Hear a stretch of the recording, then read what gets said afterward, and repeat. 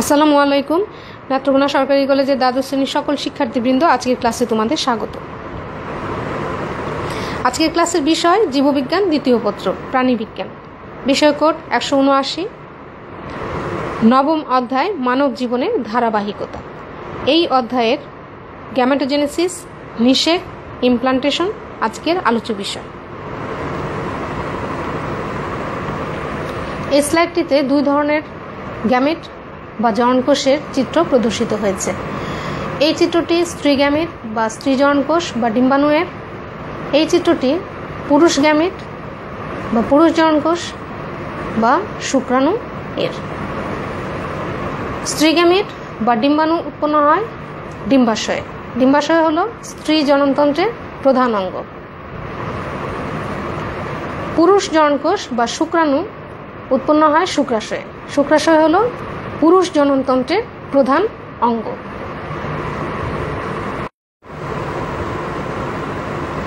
এর দু প্রকার জননকোষ একটি বিশেষ প্রক্রিয়ার মাধ্যমে উৎপন্ন হয়। সেই প্রক্রিয়ার নাম হলো গ্যামেটোজেনেসিস।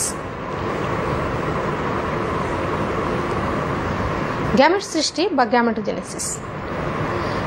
যৌন জননক্ষম একলিঙ্গিক প্রাণী মানুষের দুই ধরনের গ্যামেট সৃষ্টি হয়, পুরুষ গ্যামেট বা শুক্রাণু এবং স্ত্রী গ্যামেট বা ডিম্বাণু।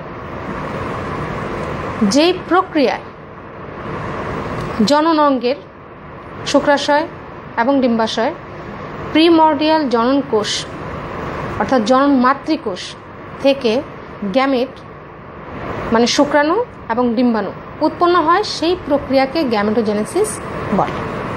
গ্রিক শব্দ গ্যামিস এর অর্থ হলো জননকোষ, আর জেনেসিস শব্দের অর্থ হলো উৎপত্তি হওয়া। শুক্রাণু উৎপন্নের প্রক্রিয়াকে বলা হয় শুক্রাণু জনন বা স্পার্মাটোজেনেসিস, এবং ডিম্বাণু উৎপন্নের প্রক্রিয়া হলো ওজেনেসিস। এবার স্পার্মাটোজেনেসিস এবং ওজেনেসিস অর্থাৎ শুক্রাণু এবং ডিম্বাণু সৃষ্টি প্রক্রিয়ার বিস্তারিত ব্যাখ্যায় চলে যায়। স্পার্মাটোজেনেসিস। স্পার্মাটোজেনেসিস একটি বিরামহীন চলমান প্রক্রিয়া। পুরুষ মানুষের বয়ঃপ্রাপ্তির অর্থাৎ বয়সপ্রাপ্তির কাল থেকেই শুক্রাণু উৎপন্ন শুরু হয়। এই সমগ্র প্রক্রিয়াটিকে আবার তিনটি ভাগে ভাগ করা যায়। ভাগগুলো হলো সংখ্যা বৃদ্ধি পর্যায়, মাল্টিপ্লিকেশন ফেজ, বৃদ্ধি পর্যায়, গ্রোথ ফেজ, পূর্ণতা পর্যায়, maturation phase.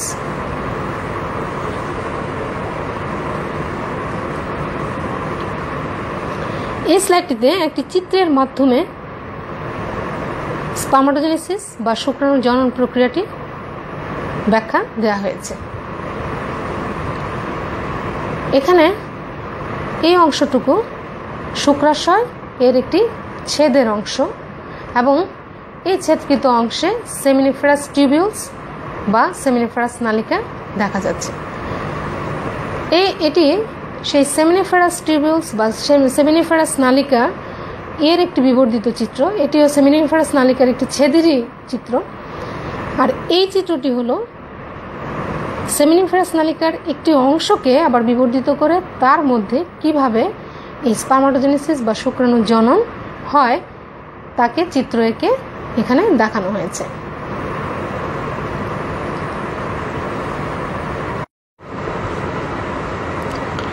শুক্রাশয়ের seminiferous নালিকার germinal এপিথেলিয়ামে primordial জননকোষ বা জনন মাতৃকোষ মাইটোসিস প্রক্রিয়া বারবার বিভাজিত হয়।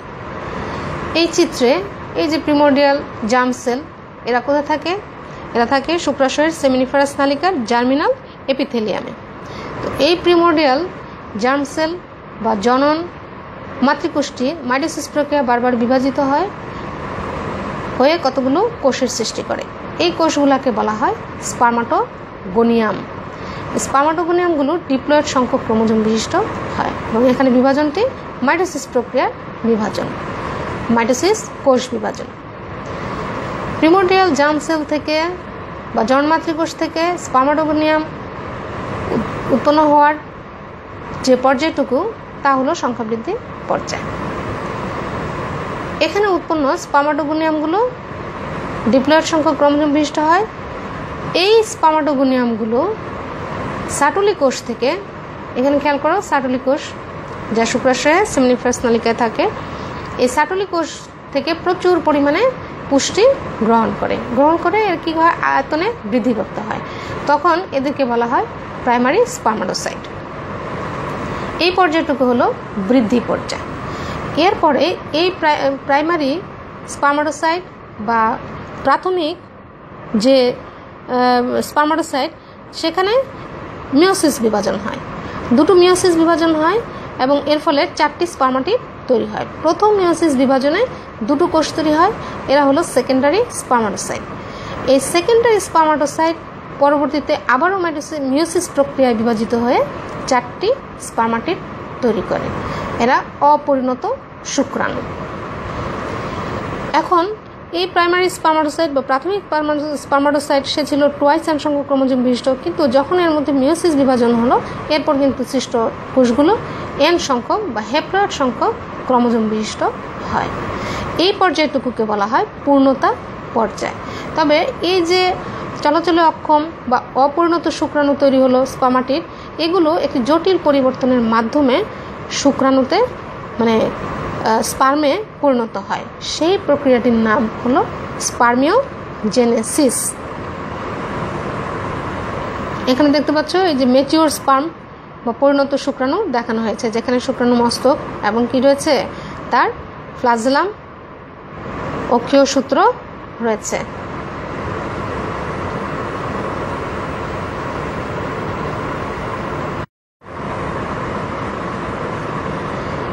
স্পার্মাটিড বা অপরিণত শুক্রাণু থেকে এই ম্যাচিওর স্পার্ম বা পরিণত শুক্রাণু তৈরি হওয়ার যে প্রক্রিয়া তাকে বলা হয় স্পার্মিওজেনেসিস। পরবর্তী 3টি স্লাইডে তোমরা এতক্ষণ যে ব্যাখ্যা প্রদান করলাম স্পার্মাটোজেনেসিসের সংখ্যা বৃদ্ধি পর্যায়, পূর্ণতা পর্যায়, এর লিখিত বর্ণনা দেয়া আছে, তোমরা সেগুলি পড়বা। এরপর স্পার্মিওজেনেসিস প্রক্রিয়ার ব্যাখ্যায় চলে যাব। এ দেখতে পাচ্ছ সংখ্যা বৃদ্ধি পর্যায়, এর লিখিত বর্ণনা, বৃদ্ধি পর্যায়, এর লিখিত বর্ণনা, পূর্ণতা পর্যায়, এর লিখিত বর্ণনা।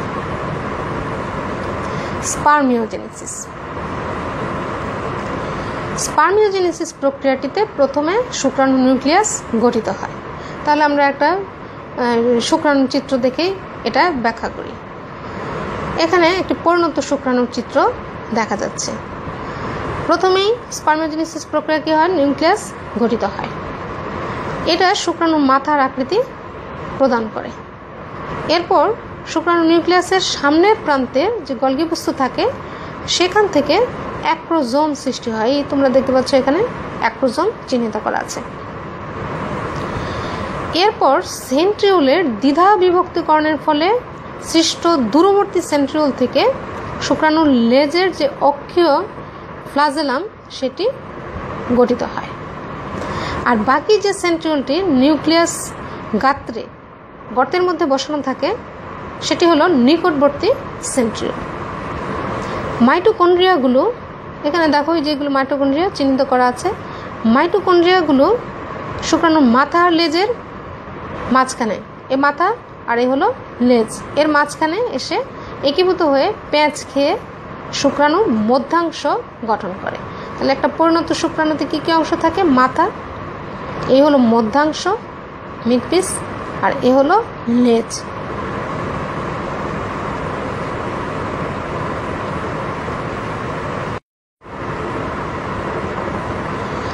এতক্ষণ তোমরা স্পার্মাটোজেনেসিস বা শুক্রাণু জনন কিভাবে হয় সেই প্রক্রিয়াটি সম্পর্কে জানলা। এবার ডিম্বাণু জনন কীভাবে, অর্থাৎ ডিম্বাণু কীভাবে সৃষ্টি হয় ডিম্বাশয়ে, সেই প্রক্রিয়াটি জেনে নেওয়া যাক। চলো। ডিম্বাশয়ে প্রাথমিক জননকোষ থেকে ডিম্বাণু উৎপন্ন হওয়ার প্রক্রিয়াকে বলা হয় উজেনেসিস। স্পার্মাটোজেনেসিসের মতো এই প্রক্রিয়াটিও 3টি ধাপেই সংঘটিত হয়: সংখ্যা বৃদ্ধি পর্যায় মাল্টিপ্লিকেশন ফেজ, বৃদ্ধি পর্যায় গ্রোথ ফেজ এবং পূর্ণতা পর্যায় বা ম্যাচুরেশন ফেজ।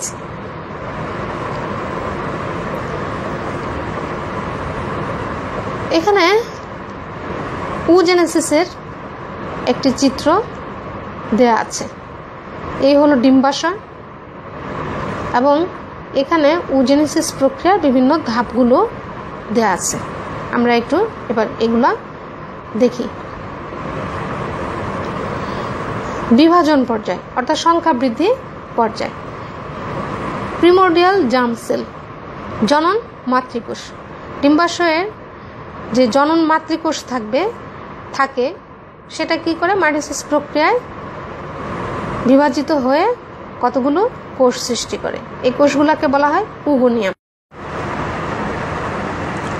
সংখ্যা বৃদ্ধি পর্যায়ে সৃষ্ট ওগোনিয়ামগুলো এরপর পুষ্টি গ্রহণ করে আকারে বড় হয়। এই কোষগুলো ডিপ্লয়েড সংখ্যক ক্রোমোজোম বিশিষ্ট এবং এগুলো একস্তর ফলিকল কোষ দ্বারা আবৃত হয়ে প্রাইমারি ফলিকল গঠন করে। এখানে ডিম্বাশয়ের দিকে একটু খেয়াল করো। এই হলো প্রাইমারি ওসাইট এবং এগুলো একস্তর ফলিকল কোষ দ্বারা আবৃত হয়ে প্রাইমারি ফলিকল গঠন করে, যা পরবর্তীতে গ্রাফিয়ান ফলিকলে পরিণত হয়। আর এখানে এই ওগোনিয়াম থেকে প্রাইমারি ওসাইট পর্যন্ত সৃষ্টি হওয়ার এই যে পর্যায় সেটি হলো বৃদ্ধি পর্যায়। এরপর প্রাইমারি ওসাইটটি মিওসিস প্রক্রিয়া বিভাজিত হয় দুটি অসম আকৃতির কোষ সৃষ্টি করে। বড়টি সেকেন্ডারি ওসাইট এবং ছোটটি ফার্স্ট পোলার বডি বা প্রথম পোলার বডি। এই কোষগুলো হ্যাপ্লয়েড সংখ্যক ক্রোমোজোম বিশিষ্ট হয়। সেকেন্ডারি ওসাইটটি আবারও মিওসিস প্রক্রিয়া বিভাজিত হয়ে দুটি কোষ সৃষ্টি করে। বড় গোষ্ঠীকে বলা হয় ওভাম বা ডিম্বাণু এবং ছোট গোষ্ঠী হলো সেকেন্ড পোলার বডি বা দ্বিতীয় পোলার বডি। ফার্স্ট পোলার বডি আবার বিভাজিত হয়ে দুটো পোলার বডি সৃষ্টি করে। তিনটি পোলার বডি পরবর্তীতে অদৃশ্য হয়ে যায়। প্রাইমারি ওসাইট থেকে ডিম্বাণু সৃষ্টি পর্যন্ত এই যে পর্যায় তা হলো পূর্ণতা পর্যায়। মানুষের ক্ষেত্রে পরিণত ডিম্বাণু উৎপন্ন হয় শুক্রাণু দ্বারা নিষিক্তকরণের মাধ্যমে। নিষিক্ত না হলে কয়েক ঘন্টার মধ্যেই বিনষ্ট হয়ে যায়। এতক্ষণ এই স্লাইডটিতে এই চিত্র থেকে ওজেনেসিসের যে ব্যাখ্যা প্রদান করলাম তার লিখিত বিবরণ পরবর্তী 3টি স্লাইডে দেওয়া আছে। চলো সেগুলো এক নজরে দেখে নেওয়া যায়। সংখ্যা বৃদ্ধি পর্যায়।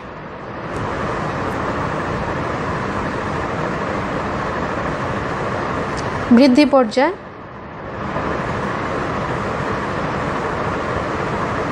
পূর্ণতা পর্যায়।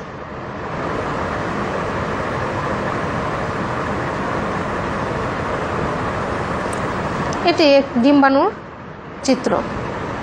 এখানে নিউক্লিয়াস, সাইটোপ্লাজম এবং এর বাইরের দিকের যে আবরণ জোনা পেলোসিডা তা চিহ্নিত রয়েছে।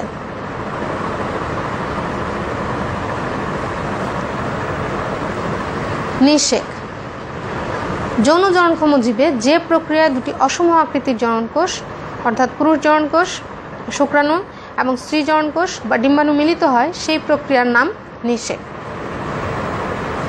মানুষের অন্তঃনিষেক ঘটে। নিষেক প্রক্রিয়া দেহের অভ্যন্তরে জনননালীতে সংঘটিত হয়।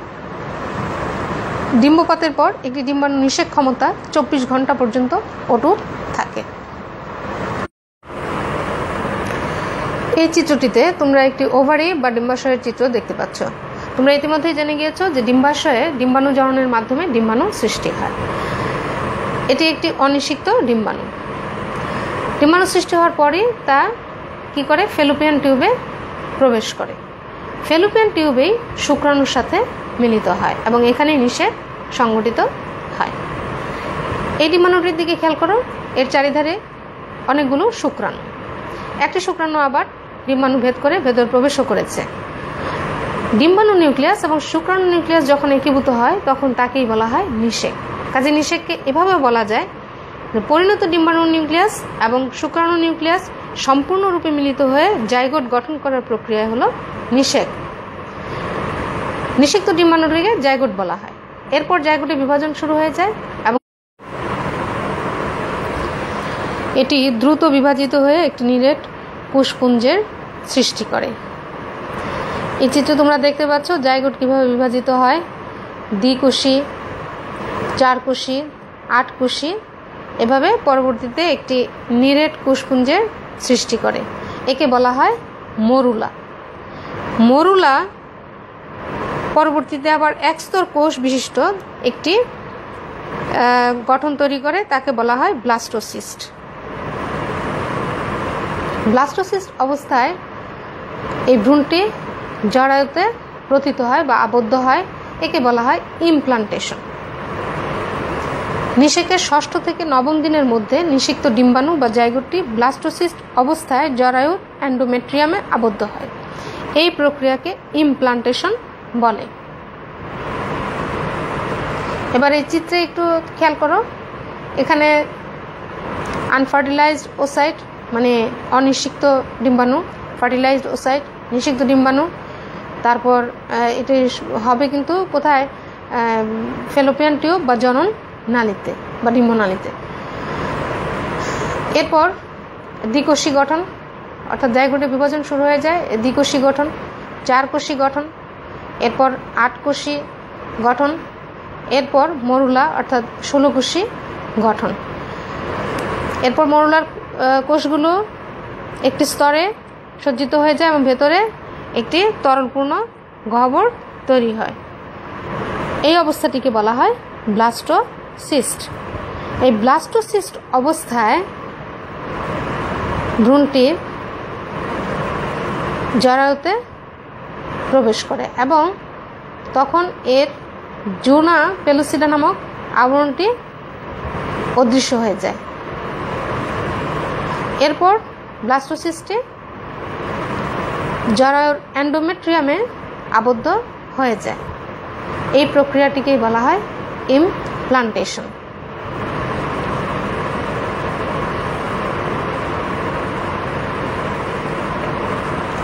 প্রিয় শিক্ষার্থীবৃন্দ, আজ এ পর্যন্তই। তোমরা সবাই ভালো থাকো। ধন্যবাদ।